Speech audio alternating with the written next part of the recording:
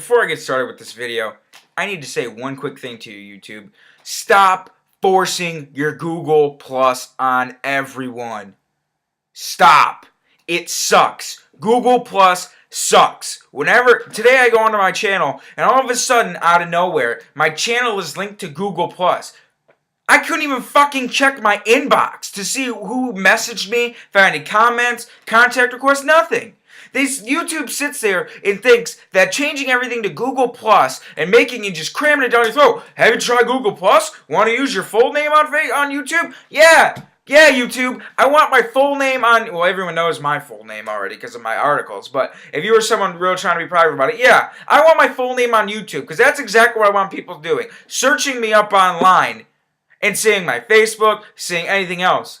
Now, me personally, I don't give a shit. My name's John Check. I live in Michigan. Look me up. Add me on Facebook. I don't give a shit. But, fact of the matter is, I am sick and tired of YouTube forcing this garbage down your throats. They act like it's going to make it simpler, but it's not. They keep changing the design. They took everything that was great about YouTube. I remember making my first channel back in 2006. You could change the background, the font, you could add, different colors, the whole nine. It was individual. YouTube, like MySpace, back when MySpace was cool in like 05, 06.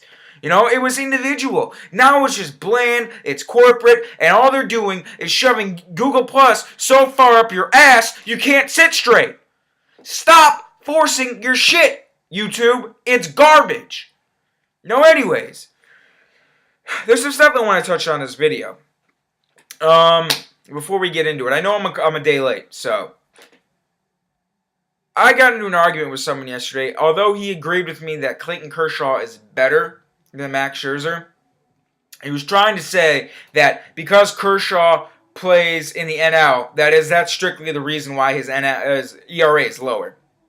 Okay, let's take a look at Clayton Kershaw's numbers. First off, he won the pitcher's Triple Crown in 2011, the same year Verlander did, and he had a Cy Young that year.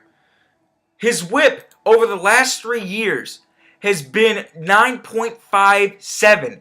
In the last 3 years, Kershaw is 48-21 with a 2.20 ERA. Okay?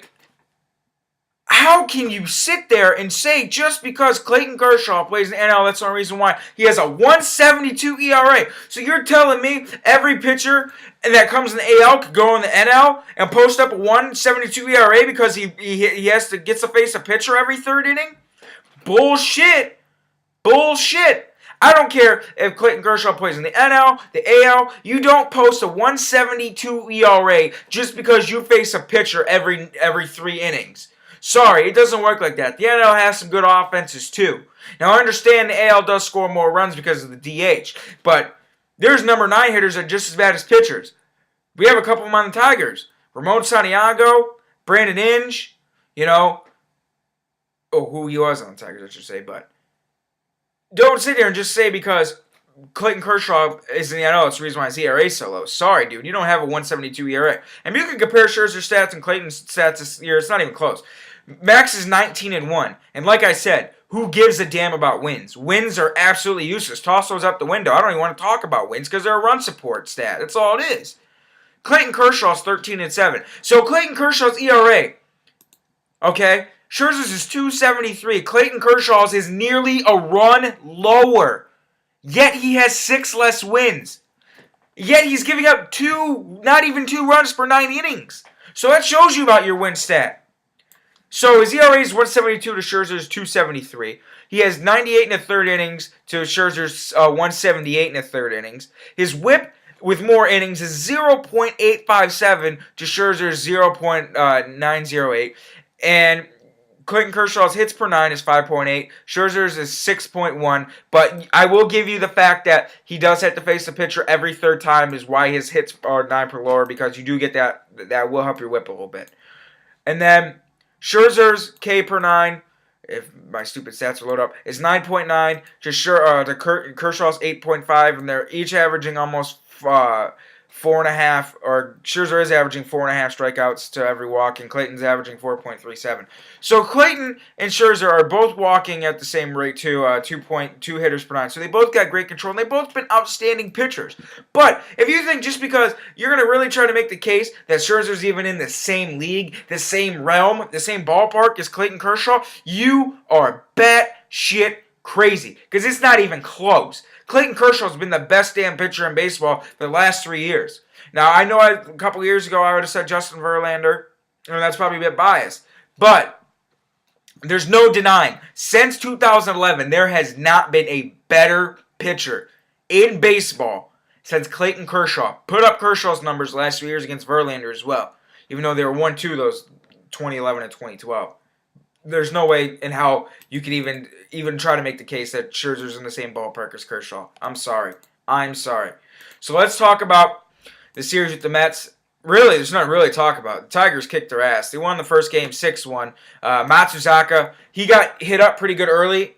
Miggy had a homer off him. Torrey had a homer off him. AJ had a homer in this game. He won it pretty easily. Fister pitched to Jim. I mean, one of his better starts. And Fister, man, he's such a second-half pitcher. He is so money in the second half, and I'm looking forward to it. Because Fister is one of my favorite pitchers on the team. And then Max Scherzer goes out against Matt Harvey, and goddamn, Mets fans, I feel so sorry for you. I love Matt Harvey. I really do. If man crushes, he's one of my man crushes. I'm not even gonna lie. He's outstanding. He's got some of the filthiest stuff. His slider, changeup, curve, blazing fastball. I mean, to see a talent like this, like when Strasburg went down, sitting on the bench, it's not only bad for the Mets, it's bad for baseball because he puts asses in the seats. He really does. You know, he's an attraction. And to not have a kid as talented as Matt Harvey on the mound every fifth day. And this goes to show you guys, benching guys to save their arms does not work, because they were going to shut down Harvey at 200 innings. He didn't come close to that. I think he had like 170 something. He would have been shut down here pretty soon. So benching guys to save their arms, what's the point? Look at Steven Strasburg. You benched him last year to save his arm for the playoffs. Look at this year. The Washington Nationals aren't going to the playoffs, and you just potentially missed your chance. All right, let me check Matt Harvey's innings here. He was at 178, like I said, 178 in the third. So what was benching him going to do? He blew out his UCL torn anyways.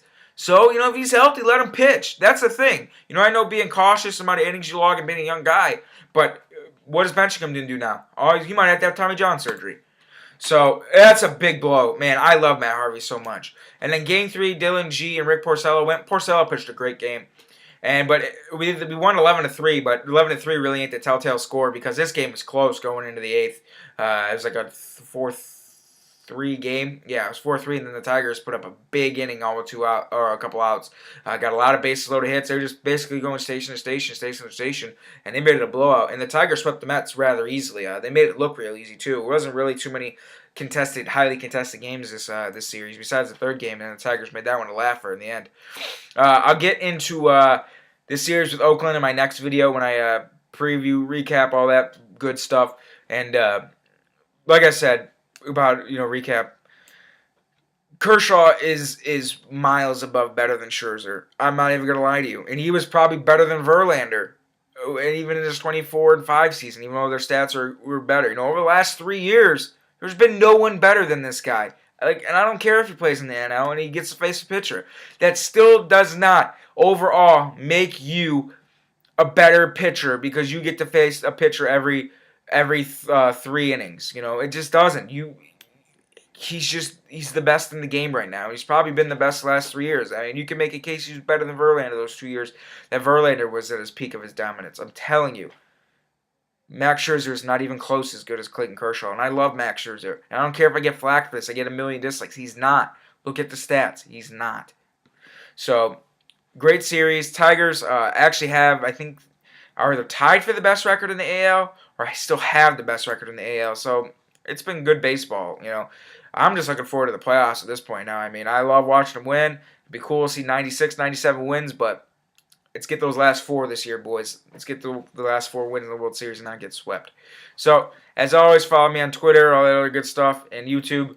Fuck you. That's all I gotta say. Fuck you, YouTube.